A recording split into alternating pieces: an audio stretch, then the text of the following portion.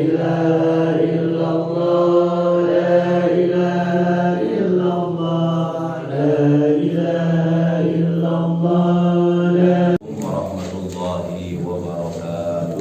Waalaikumsalam warahmatullahi wabarakatuh. Bismillah, alhamdulillah, salatu wassalamu ala rasulillah Sayyidina Muhammad ibn Abdullah wa ala alihi wa sahbihi wa man tabi'ahu wa nasarahu wa wala. La hawla wa la quwwata illa billah, amma ba'd. Qala rabbi shrah li sadri wa yassir li amri wahlul 'uqdatam min lisani yafqahu qawli.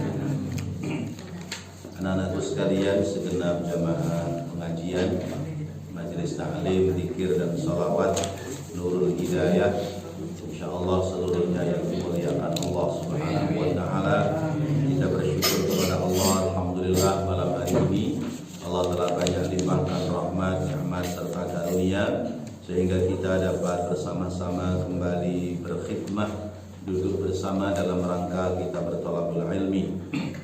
Semoga seluruh aktivitas amal ibadah kita senantiasa diterima oleh Allah Subhanahu wa taala. Amin ya Allah ya rabbal alamin. Salawat teriring salam kita haturkan kepada junjungan kita baginda Nabi Muhammad sallallahu alaihi wasallam, para keluarga, para sahabat dan para pengikutnya sekalian. Anak-anakku yang dirahmati Allah, malam hari ini kita kembali membaca kitab Ta'limul Muta'allim. Silakan dibuka kitabnya, halaman 87, baris ketiga dari bawah.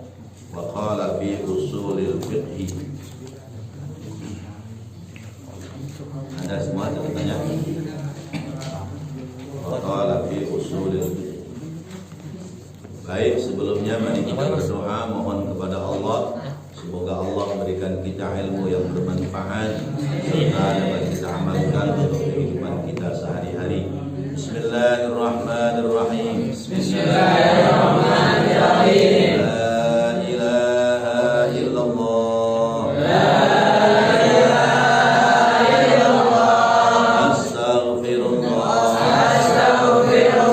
Allahumma salli wa sallim ala sayyidina Muhammadin wa ala ali sayyidina Muhammad. Allahumma iftah lana bihi abwaaba ilmika kama fatahtaha ala anbiyaika wa ulamaika mutaqaddimina wal mutaakhirin wansur alaina rahmataka ya dzal jalali wal ikram. Asraril Fatihah. Bismillahirrahmanirrahim. Alhamdulillahirrahmanirrahim. Maliki yaumiddin. Iyyaka na'budu wa iyyaka nasta'in. Ihdinas siratal ladzina an'amta 'alaihim ghairil maghdubi 'alaihim waladdallin. Amin. Bismillahirrahmanirrahim. Wa qala fi usulil fiqh. Wa qala, dan berkata seorang ulama di usulil fiqh, di dalam kitab usul fiqh. Seorang ulama berkata di dalam kitab usul fiqh, hada aslun kabirun. Hada aslun kabirun wa huwa an yakuna kalamul fiqhi kalamul faqih al-munadhiri bit-ta'ammuli. Hada ini atau pemikiran ini aslun kabirun adalah pokok yang besar atau asal yang besar. Wa huwa, dan dia, yaitu pemikiran ini adalah pokok yang besar, yaitu ayyakuna kalamul faqihi al-munadhiri bitta'ammuli, yaitu hendaknya ada pembicaraan seorang ahli fikih, pembicaraan seorang ahli fikih al-munadhiri,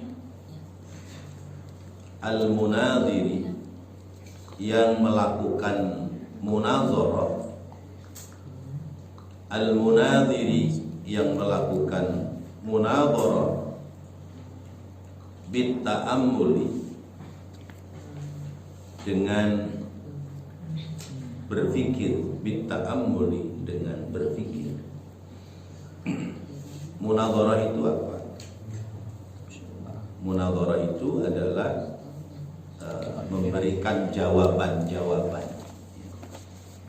Saya ulangi. Hada aslun kabirun wa huwa ayyakuna kalamul faqihil munadhiri bitta'ammuli. Ini adalah pokok yang besar atau permasalahan yang besar, yaitu hendaknya pembicaraan seorang ahli fikih yang memberikan jawaban-jawaban dari persoalan yang ditanyakan bitta'ammuli, harus melalui pemikiran yang benar, harus berpikir dengan cara berpikir yang bagus. Anak-anakku sekalian yang dirahmati Allah, bahwa di dalam beragama, kita ini memiliki beberapa poin. Poin yang pertama terkait dengan ilmu tentang akidah. Dalam beragama itu pertama terkait dengan ilmu akidah. Ilmu akidah itu adalah berbicara tentang Allah Subhanahu wa ta'ala. Maka ketika berbicara tentang Allah Subhanahu wa ta'ala, itu bahasanya adalah qat'i, bahasanya adalah pasti. Ketika orang tanya Allah itu ada apa tidak, jawabannya pasti ada. Allah itu ada apa tidak? Ada. Lalu adanya Allah itu di mana? Jawabannya di mana-mana. banyak dong. Kalian bertempat, Pak. Oh. Adanya Allah di mana? Bahasa tauhidnya, bahasa tauhid Ahlus Sunnah wal Jamaah, Allahu la kana wa la makan. Allah itu tidak menempati tempat dan tidak ada dalam ruang waktu. Ini bahasa tauhid ala Ahlus Sunnah wal Jamaah. Allah itu apa tadi? Ya, tidak menempati tempat dan tidak ada pada ruang dan waktu. Itu bahasanya. Lalu bagaimana mensederhanakannya? Bahasa sederhananya, dimanapun ada Allah. Sama apa beda? Allah ada di mana-mana dengan dimanapun ada Allah. Beda. Pasti berbeda. Kalau Allah ada di mana-mana, kesannya Allah itu banyak. Tapi kalau dimanapun ada Allah, artinya Allah itu tetap satu. Karena ada ayat Al-Quran, Fis sama'i ilahun wa fil ardi ilahun.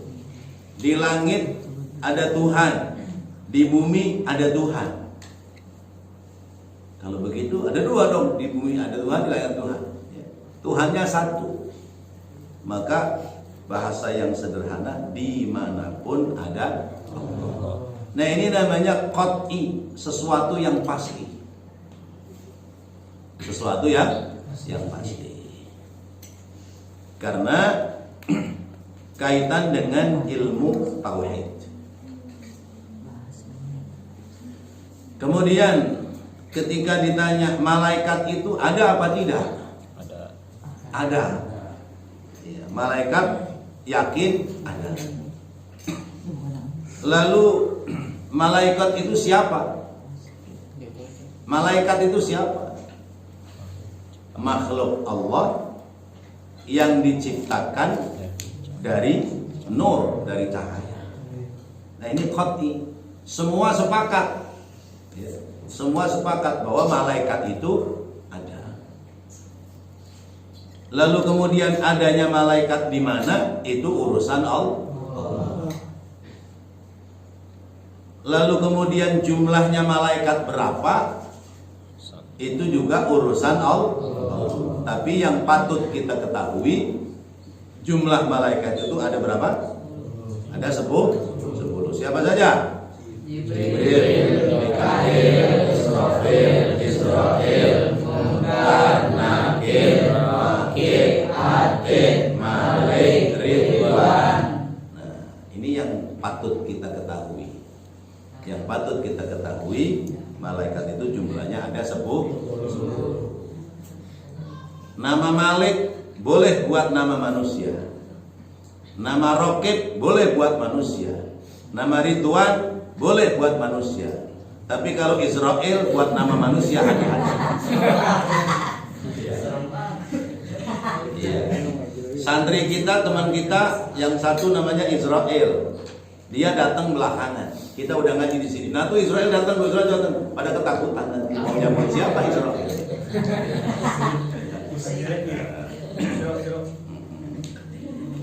Jadi ada yang pas buat nama manusia, ada yang kurang pas buat nama manusia.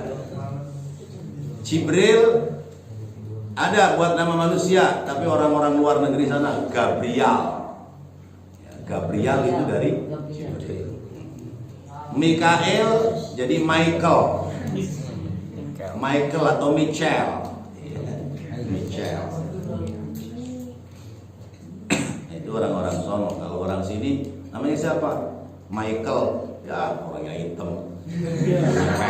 Ya, namanya Michael kagak pantas.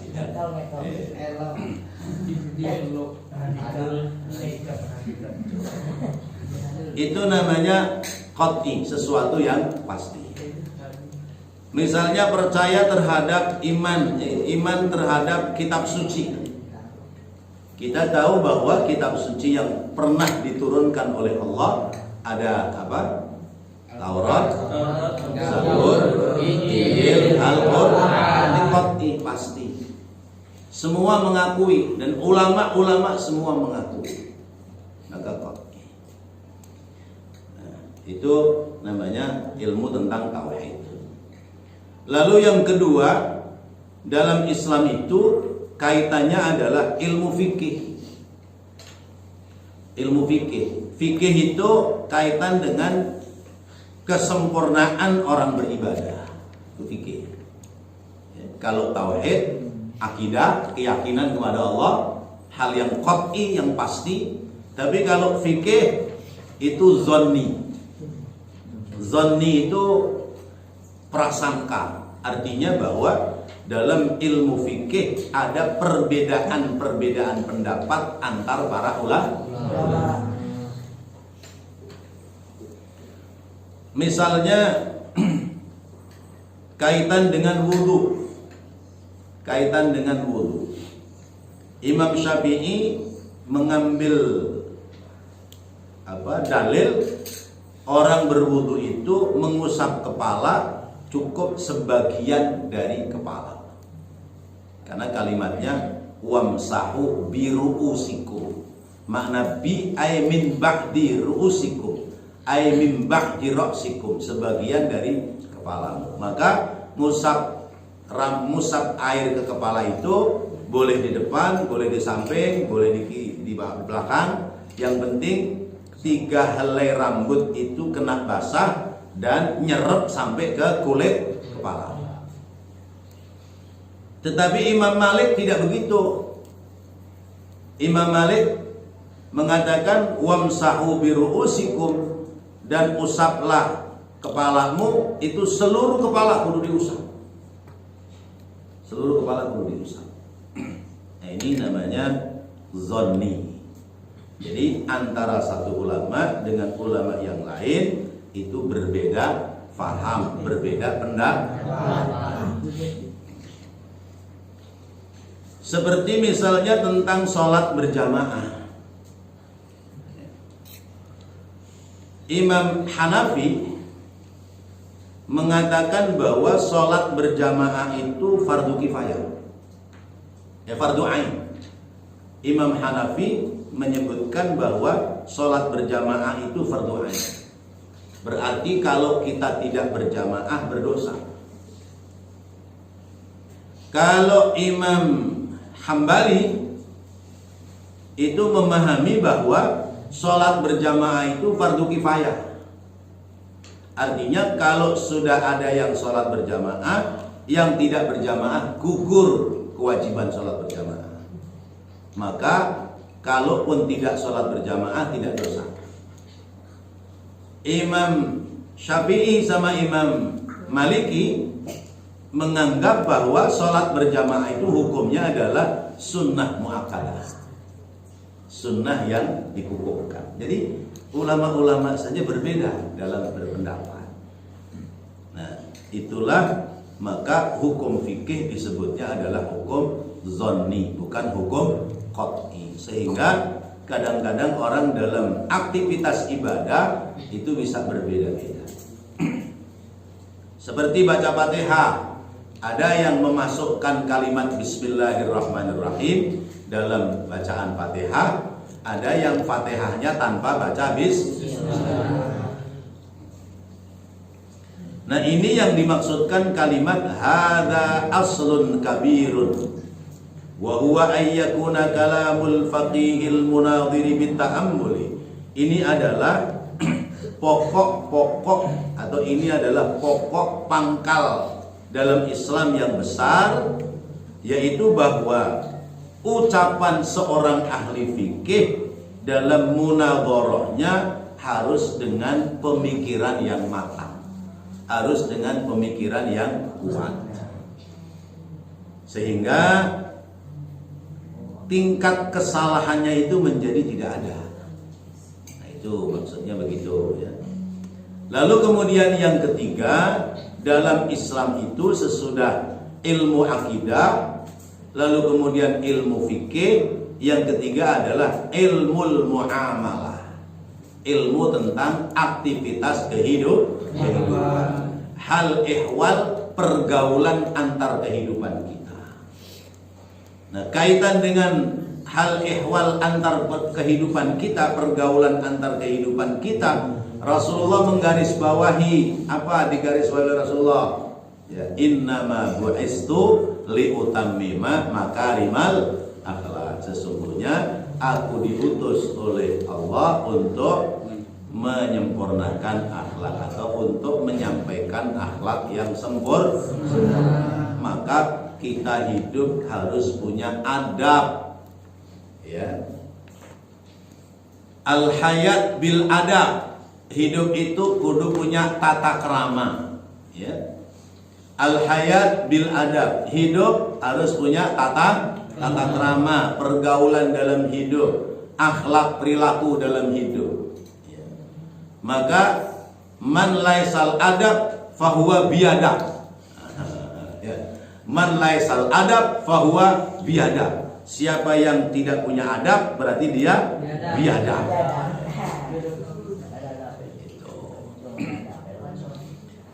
Jadi ini kaitan dengan ibadah itu, setiap munadharah harus dengan ta'ammul, harus dengan pemikiran. Misalnya kalian ditanya oleh teman kalian, kenapa orang kentut kok batal wudu?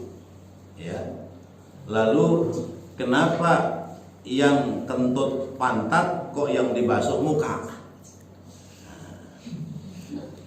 Kenapa orang kentut batal wudu? Tuh, satu ya. Yang kedua, kenapa yang kentut pantat kok yang dibasuh muka? Ayo jawab. Jangan senyum-senyum aja. Ayo jawab, gimana jawabannya? Hah? Harusnya kan pantatnya yang dicebokin. Ya, Yazid. Kenapa sih? Oh, nggak tahu. Ada yang tahu? Ya. Kenapa yang kentut pantat, yang dibasuh muka? Nah ini butuh namanya ta'ammul, butuh pemikiran. Dipikir coba. Misalnya nih, lagi ngaji nih, lagi tenang, hening begini. Tiba-tiba yang di belakang bunyi tut gitu. Ya. Yang depan nengok nggak? Nengok. Nengoknya ke arah siapa? Yang kentut. Terus yang kentut, yang malu pantatnya apa mukanya? Yang malu mukanya apa pantatnya? Pantatnya ditutup, gua malu dah. Pantatnya yang ditutupin. Nggak mungkin. Ya. Yang malu muka. Itulah kenapa yang dibasuh muka. Sekalipun yang bunyi itu namanya ta'ammul. Namanya ta'ammul. Butuh pemikiran. Butuh pemikiran. Ya, seperti yang pernah disampaikan oleh Ustaz Hilmi. Binatang mati yang mematikan Allah, tapi jadi bangkai. Tapi kalau binatang mati yang mematikan manusia lewat disembelih, jadi halal. Kenapa begitu? Nah itu semua namanya butuh ta'ammul, butuh pemikiran. Maka kita anak santri Nurul Hidayah otaknya kudu cerdas. Ya harus cerdas, harus smart saya. Cuman nggak ada brandnya. Ya. Kalau smart brand nanti lain lagi. Ya. Kalau smart brand nanti ada mentari bersinar. Iya. Ketika mentari bersinar, gue juga simpati sama lo, kan gitu ya. Terima kasih.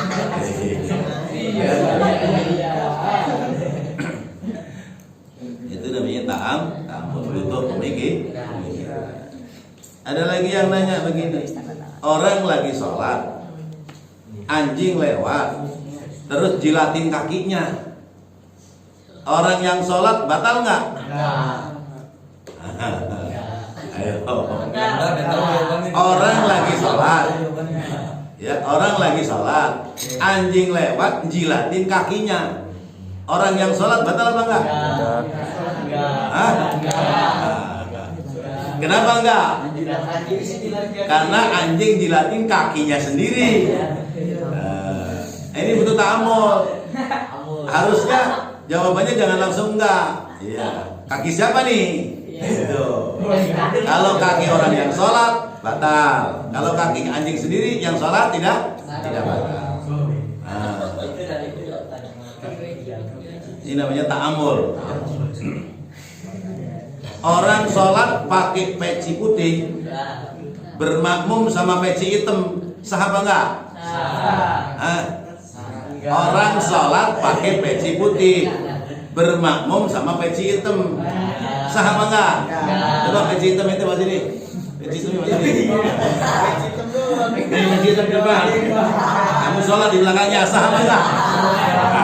Itu begitu maksudnya. Itu namanya ta'ammul, otak. Iya.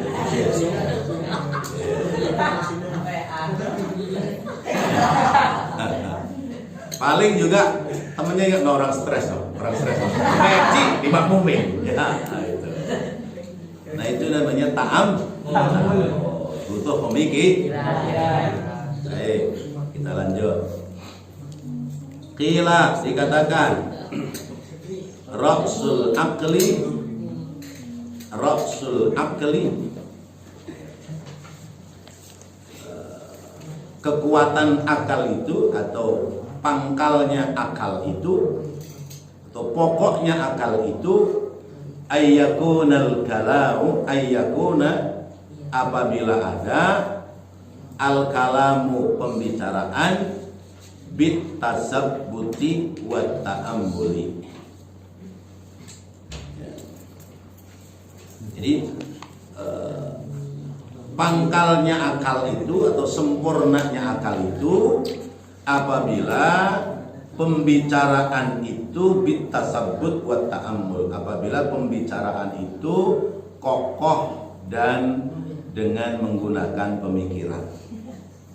Ya, kokoh, tasabbut itu kokoh, dan ta'ammul dengan berpikir. Jadi orang itu omongannya menjadi manfaat karena teguh, kokoh. Ucapannya itu di posisi yang benar. Tapi kalau ngomongnya diplesetin, umpamanya bicara begini, Andika mah omongannya kagak bisa dipegang. Ya, bener apa salah?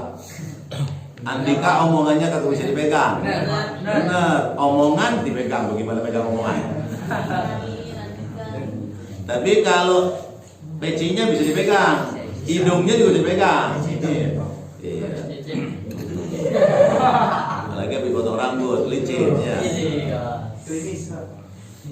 Jadi orang ngomong itu harus tasabbut, harus kokoh. Kokoh itu ya kuat, bener, berdasar ya. Lalu ta'ammul sesuai dengan pemikiran. Jadi omongan itu harus berdasar dan dengan pemikiran. Kalau orang ngomong tidak berdasar namanya ngibul. Ya. Ya enggak? Ngomong nggak berdasar itu ngibul.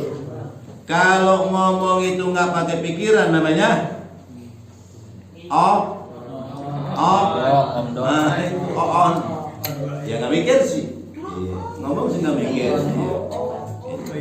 Makanya pikir dulu, baru keluarkan kalimat. Ya. Pikir dulu baru ngomong, jangan ngomong dulu baru pikir. Jadi pangkalnya kalam, pangkalnya tutur kata adalah dengan kokoh dan dengan pemikiran. Jadi kudu kuat, landasannya harus kuat. Ditanya, kenapa kamu malam Ahad gak ngaji? Ngopi.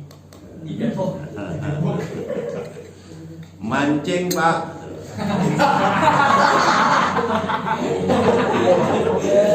Mancing Pak. Sama siapa? Sama temen NH juga Pak. Misalnya gitu ya. Nah itu omongan kuat. Ini ngomong mancing ini bener apa enggak? Itu. Iya. Karena Rasulullah pernah nanya sama sahabat ini nggak berangkat perang. Lalu ditanya sama Rasulullah, kenapa kamu nggak berangkat perang? Padahal pedangmu sudah diasah, kudamu sudah ditambatkan. Kenapa tidak mau berangkat perang? Males ya Rasulullah. Jawabnya males. Iya, males. Jadi dia males-malesan. Masih pagi, biarin deh, ntar siangan dikit. Ntar siangan dikit. Begitu keluar rumah, udah berangkat semua, breng udah nggak ada. Maka dia bilang males ya Rasulullah. Karena dia jujur ngomong males, padahal kan bohongin juga bisa. Tapi Rasulullah nggak bisa dibohongi. Maka kemudian dia dihukum oleh Rasulullah dan para sahabat, didiamkan, nggak diajak ngomong selama 50 hari. 50 hari didiemin, 8 orang. Jadi ini sekumpulan ini seturu-turu nih ya. Ada 5 orang, misalnya ada 2 orang yang didiemin aja, kemana dia ngajak ngomong, diem aja. Dia ngomong, diem aja. Ya, dicolek melengos itu. Sampai 50 hari. Masya Allah. Itu gara-gara ngomong jujur. Tapi kalau nggak jujur, malah justru lebih celaka. Sebab Rasulullah tidak bisa dibohong. Makanya ngomong aja jujur gitu. Ngapa nggak ngaji? Ngopi Pak Ustaz, lupa. Lupa itu kalau keseringan lupa malamu.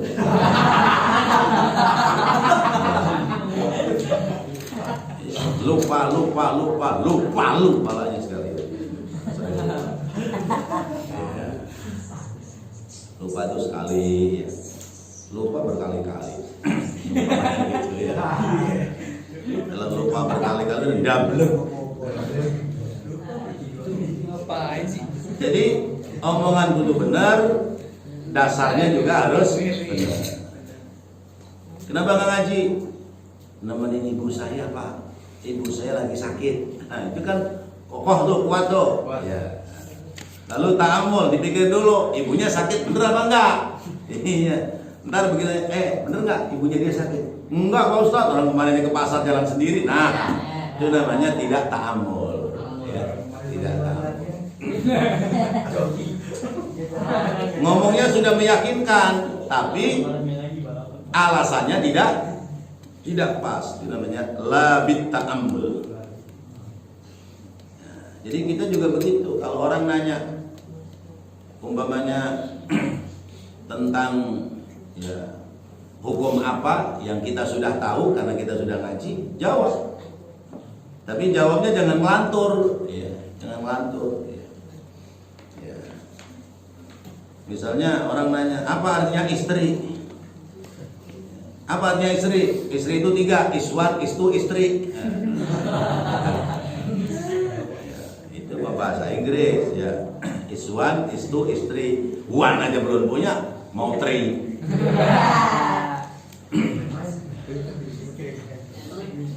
Qala qailun, berkata seorang yang penyair.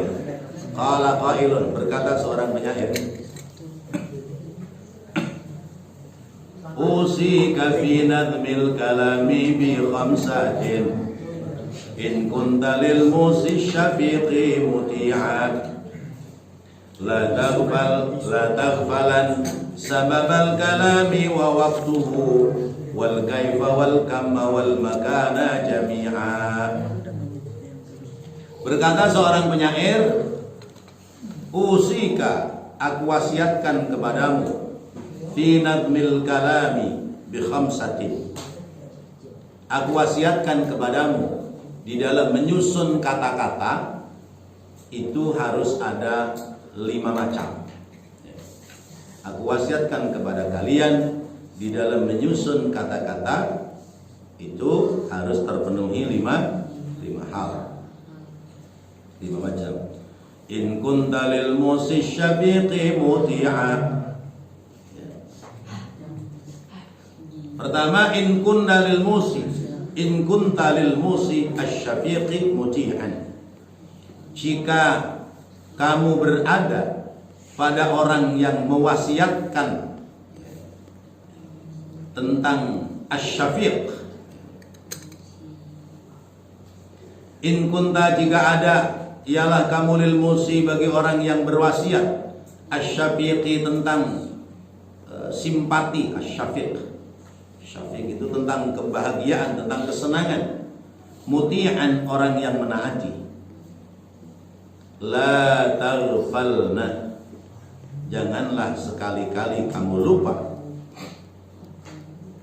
Sababal kalami, akan sebab pembicaraan. Wa waktuhu, dan waktunya. La taghfalna, janganlah kamu lupa. Sababal kalami, akan sebab dari kalam, pembicaraan. Wa waktahu, dan waktunya, waktu bicaranya. Wal kaifa wal kamma wal makana jami'an. Wal kaifa, dan kaifa, keadaannya. Wal kamma, dan banyak sedikitnya bicara. Wal makana, dan tempatnya bicara, jami'an, semuanya. Janganlah kamu lupa akan sebab pembicaraan, pembicaraan. Ya. Waktunya, keadaannya, banyak sedikitnya, tempat bicaranya, semuanya harus tersusun dan teratur dengan baik.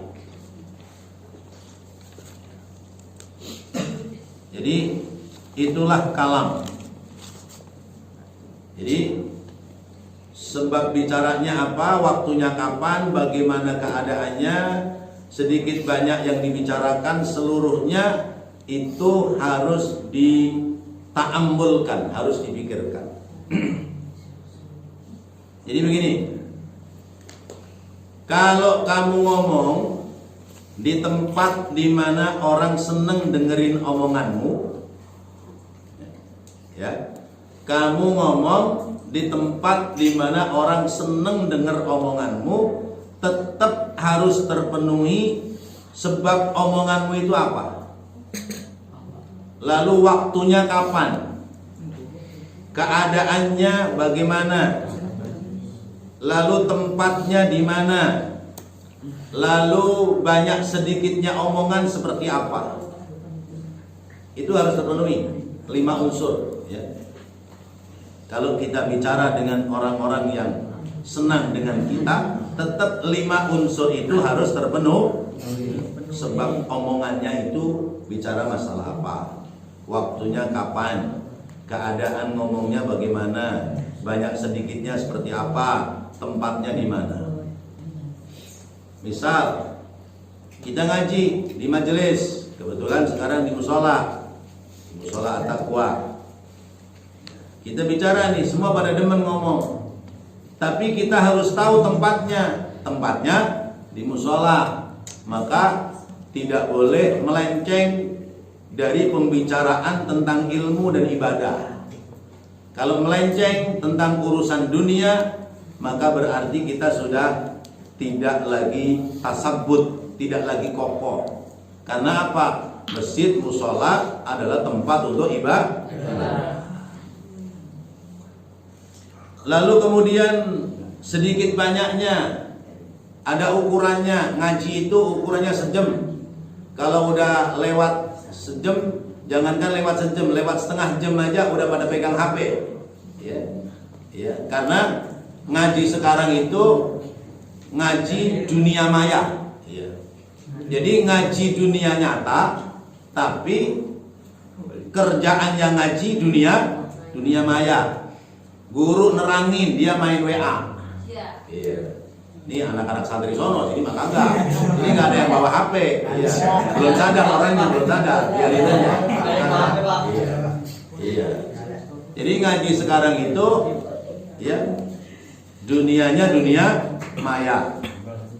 Apalagi kalau ngajinya mak-mak, sama ibu-ibu rempong. Ya. Ustadznya ceramah, dia selfie. Itu kenyataan. Ya. Akhirnya apa? Ilmunya nggak ada yang masuk. Itu belum sadar-sadar juga kita ngomongin begitu. Iya. Jadi ngaji sekarang ngaji dunia maya. Tuh. Makanya mayanya seneng tuh dinyanyiin mulu. Iya. Mayanya dinyanyiin mulu. Karena dunianya dunia maya. Kembali ke dunia nyata. Kalian jangan mimpi di dunia maya. Woi. Lagi ngaji. Jadi sedikit banyaknya harus ada ukurannya. Oh, sejam. Tadi mulai dari jam 9 lewat 5 menit. Berarti paling mentok jam 10 lewat 5 menit. Kurang-kurang sedikit nggak apa-apa. Sebab kalau lebih dari itu, ya, nanti yang bagus menjadi tidak bagus, yang enak menjadi tidak enak. Ya, yang bagus menjadi tidak bagus, yang enak jadi enak. Iya, kayak makan itu biar kata enak. Kalau kebanyakan jadi enak. Jadi maka ada ukurannya. Jadi sedikit banyaknya diatur. Terus lihat keadaannya. Oh, ngajinya sama santri NH, maka bahasanya bahasa santri. Oh, ngajinya sama jamaah masjid, bahasanya bahasa jamaah masjid. Oh, ngajinya sama ibu-ibu, bahasanya bahasa ibu-ibu. Kalau bahasa ibu-ibu itu neranginya belanja ke Tanah Abang udah pasti seneng tuh. Tanah Abang belanja beli baju, beli apa juga seneng tuh. Nah, kalau ngaji sama bapak-bapak di majelis beda, ngaji sama anak remaja bahasanya juga harus beda. Itu namanya kaifiyah. Ya, harus tahu keadaannya, harus tahu mad'unya, siapa yang diajak bicara. Lalu waktunya kita ngaji, alhamdulillah setiap malam Ahad ba'dal Isya, ya, baca ratib, baca maulid, terus disambung dengan baca kitab. Selesai, ya, baca-bacain yang ada apa kayak gitu ya. Tuh. Jadi waktunya harus tepat ya. Sebab pembicaraannya apa? Oh, sekarang sedang membahas tentang bagaimana kualitas tholabul ilmi, ya, mencari ilmu yang berkualitas seperti apa? Oh, begini, poinnya ini seperti ini. Oh, di-shoot, ya, nanti masukin ke YouTube supaya manfaat. Nah, itu namanya ya apa?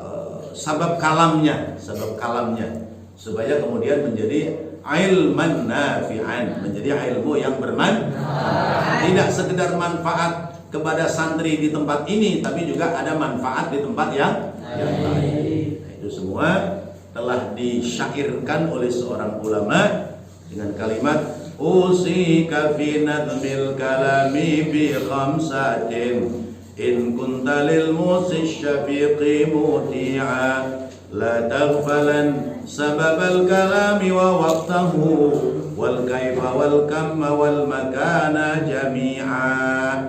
Jadi kita semua harus tahu kondisi dan mampu menempatkan pada tempatnya, mampu memposisikan pada posisinya, sehingga kalam kita menjadi kalam baligh namanya. Ucapan kita, tutur kata kita menjadi tutur kata yang nyambung, yang sampai kepada orang yang diajak berbicara. Wallahu a'lam bishawab. Mudah-mudahan apa yang kita bahas, kita pelajari menjadi ilmu yang bermanfaat. Amin ya rabbal alamin. Rabbana taqabbal minna innaka antas samiul alim wa tub alaina innaka antat tawwabur rahim. Ighfir warham wa anta khairur rahimin. Sallallahu ala sayyidina Muhammadin wa ala alihi wa sahbihi wasallam. Walhamdulillahi rabbil alamin. Assalamualaikum warahmatullahi wabarakatuh. Waalaikumsalam. Ya.